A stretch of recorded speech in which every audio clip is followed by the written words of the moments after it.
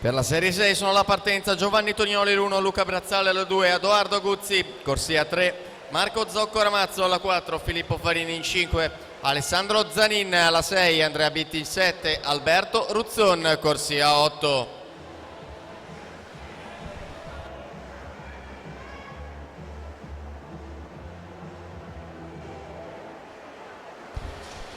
E dalla corsia numero 5 Federico Ambrosi che chiude in 27:31 davanti ad Alessandro Massi, 27:44 Davide Salmi.